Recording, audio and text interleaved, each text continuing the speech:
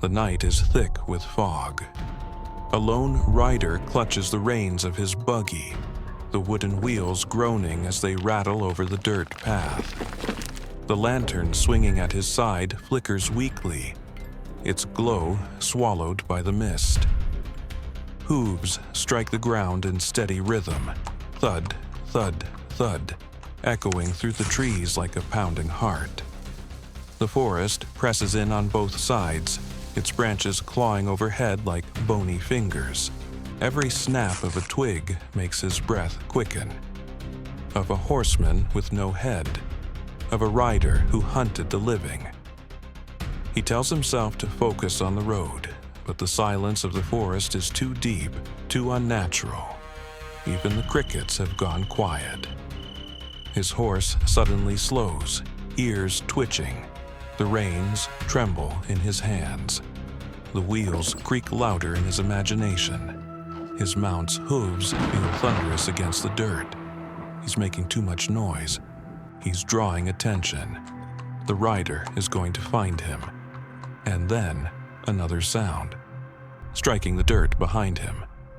The buggy jolts as his horse freezes in terror.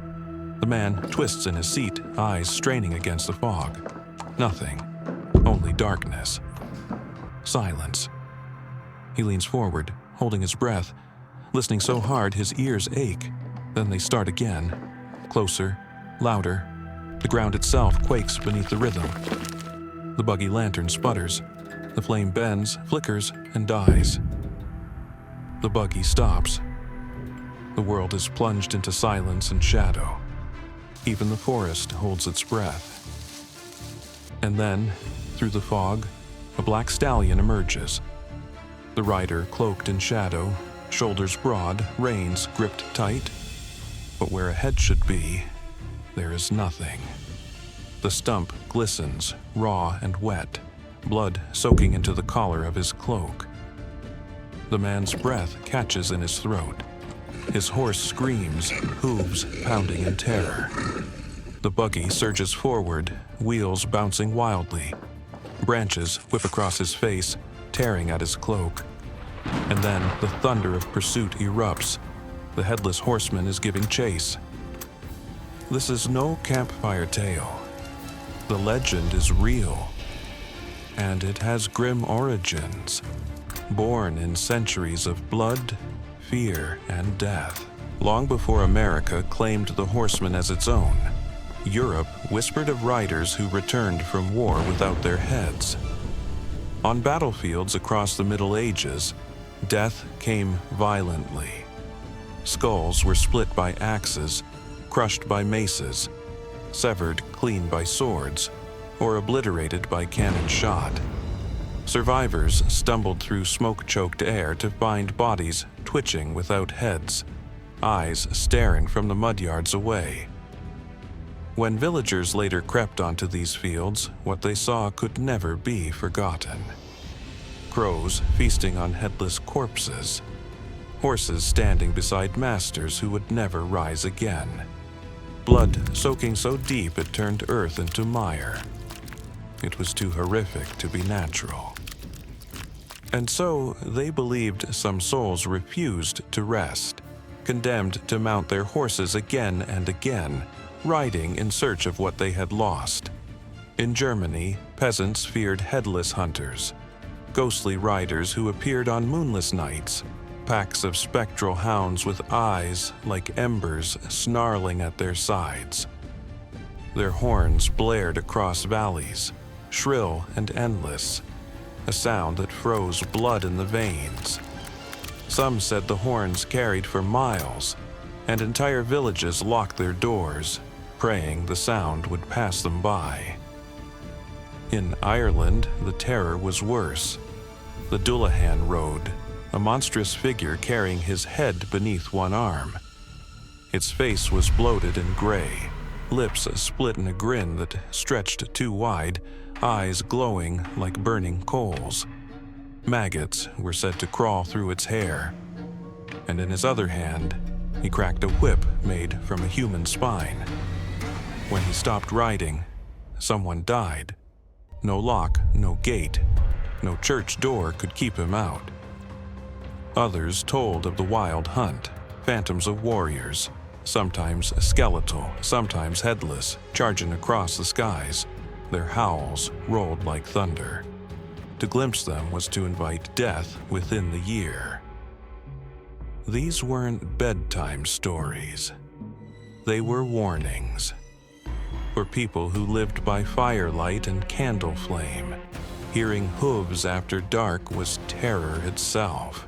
When settlers crossed the Atlantic, they carried these nightmares with them. And America, too, became a land of restless dead. The Revolutionary War was a furnace of blood. Cannons roared, musket fire tore through bodies, and corpses piled in shallow graves. Entire regiments vanished in the smoke, their dead scattered, unburied, unidentified.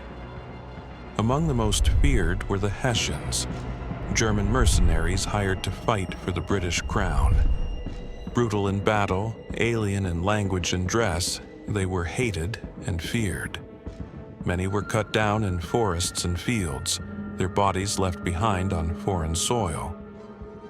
And some, the stories said, lost more than their lives. Cannon fire tore heads clean away. Skulls rolled across frozen ground while bodies staggered and fell. Locals muttered that these spirits could not find peace, that they rose at night, riding through the valleys, searching for their missing heads. In cabins lit by tallow candles, families whispered that shadows outside their windows might not be wolves or thieves, but soldiers who had died without honor, still hunting the living. Others swore they saw riders at crossroads waiting silently, as if choosing who would pass and who would not. It was Washington Irving who gave the horsemen a home. In 1820, he published The Legend of Sleepy Hollow, fixing him forever in the Hudson Valley of New York. Sleepy Hollow was already thick with superstition. The valley was shrouded in mists that clung to the river, the forests tangled and dense, shadows twisted into shapes that lingered too long. The wind carried whispers that had no source. Candles flickered in farmhouse windows. Shadows stretched long and crooked across the floor. Families huddled together as elders retold the tale of a headless Hessian who rode at night, searching for his missing skull. Irving sharpened the whispers into horror. His horsemen pursued Ichabod Crane through the woods, hooves thundering behind him, branches slashing his face. And in a final moment of terror, the rider hurled a flaming pumpkin through the night. It was a perfect marriage of old-world horror and new-world myth. Why does the horseman still terrify us? Perhaps because he embodies something primal, the fear of being hunted. The horseman is relentless, silent, faceless. You cannot reason with him. You cannot hide from him. And most terrifying of all, he is incomplete. A body severed, yet still moving, still alive, still chasing. Headless figures appear again and again in world folklore, but the horseman has a particular hold on the imagination because he moves. He pursues. He does not wait for death to come to you. He brings it. Even now, the legend breathes. In Sleepy Hollow, tourists whisper of phantom hoofbeats on covered bridges. Locals claim to see a dark stallion tearing through the mist, its rider headless, cloak snapping like a sail. Some say they've heard hoofbeats on lonely country roads, only to turn and find nothing but silence and fog. Others swear they've seen a shadowy figure vanish at dawn. The horseman is not confined to the past. He rides still, and he may just be coming for you. Picture it now the way people always have. A road swallowed in fog. A sound like a drum, but it's hooves. A figure in a black cloak where there should be a man. You look for eyes to meet and find none. You look for a mouth to plead with and find none. What bargains can you make with a thing that has no face? What mercy can it show you when it cannot even turn to see your fear? A rider without a head, a chase without end, a fear without mercy. And if you thought that was terrifying, remember, sometimes horror doesn't come on horseback. Sometimes it comes rolling through the streets, unstoppable, drowning a city alive. The Great Molasses Flood of 1919, coming soon. Subscribe and turn on notifications so you don't miss it.